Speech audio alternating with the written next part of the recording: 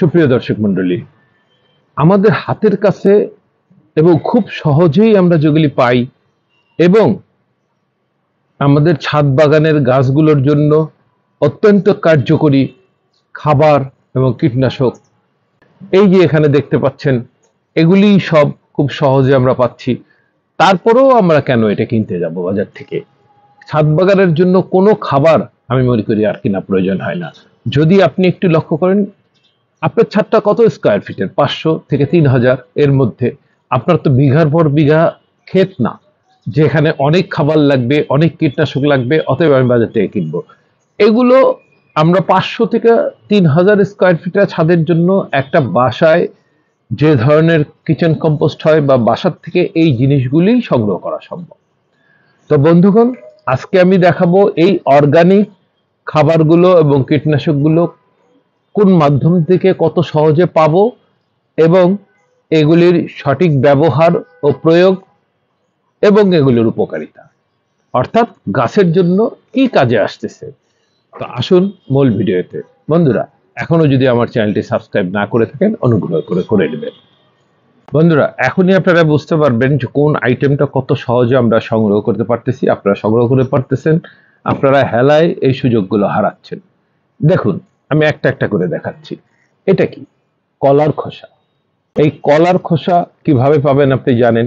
বাসায় যে কলাগুলো আমরা খাই সেখান থেকে খোসাগুলো এখানে রেখে দিব।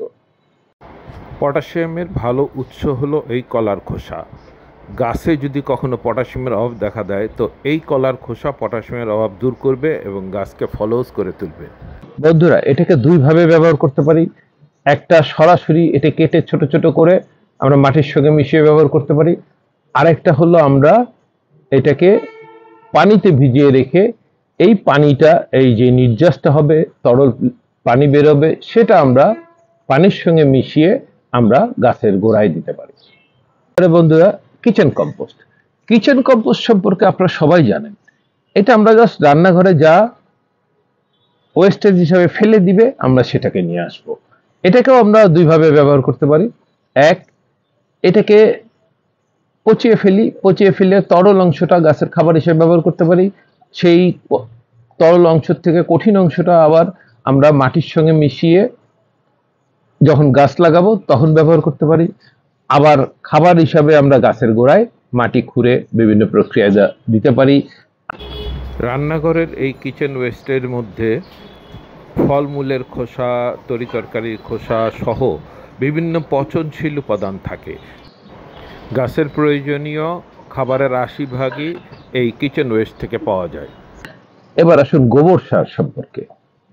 এটা হলো শুকনা গোবর। এই যে দেখুন বন্ধুরা, একেবারে শুকনা গোবর। এই গোবরও কিন্তু প্রাপ্তি খুব কঠিন কিছু না। যেমন আমি কিভাবে পাই, আমার এলাকায় কোরবানির যে পশুগুলি আসে, আমার নিজস্ব কোরবানির যে পশু হয়, সেগুলি সহ এলাকার যে পশুগুলো আসে সেখান থেকে আমি এটা সংগ্রহ করি এবং এটা সংগ্রহ করে এটাকে বাড়ির পিছনে রেখে দেই। 6 মাস পরে এটা ছাদে নিয়ে আসি, নিয়ে এসে এটা বিভিন্ন প্রক্রিয়ায় এটাকে এইভাবে গুঁড়া করি।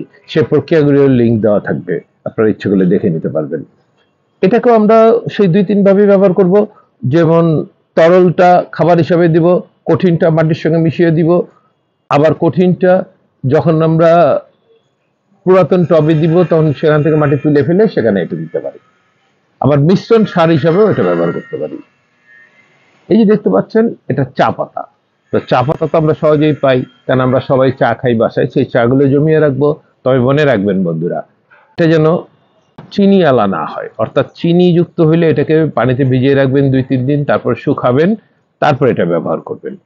এবার আসুন খাবারের গুলো আগে যাই, তারপর আমি কীটনাশক দেখাচ্ছি। এই যে একটা জিনিস, ডিমের খোসা। এটা গুঁড়া করে ব্যবহার করতে হবে। এটাকে একেবারে গুঁড়া করে ফেলবেন, ব্লেন্ডার মেশিন দিয়ে গুঁড়া করে, তারপরে এটাকে যখন মিশ্র খাবার তৈরি করবেন তখন মিশিয়ে রাখতে পারেন, অথবা এটাকে মাটির সঙ্গে মিশিয়ে, যখন মাটি তৈরি করে নতুন টব তৈরি করবেন, নতুন গাছ লাগাবেন, তখন মাটির সঙ্গে মিশিয়ে দিয়ে।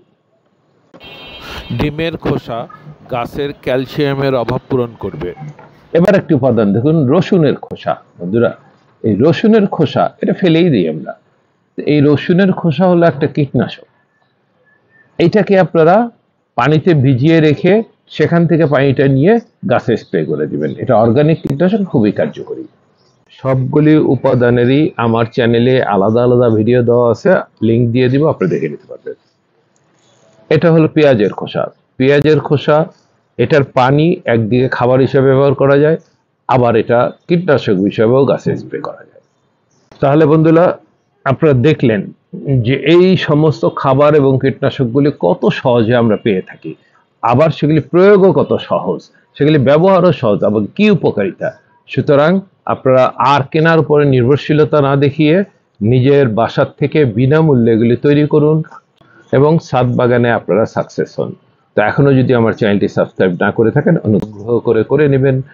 দেখা হবে পরবর্তী কোনো ভিডিওতে। সেই পর্যন্ত সুস্থ থাকুন, ভালো থাকুন, এই কামনায় আমি জাহিদ আহমেদ আমার ইউটিউব চ্যানেল জাহিদ ইটিসি থেকে এখনকার মতো বিদায় নিচ্ছি।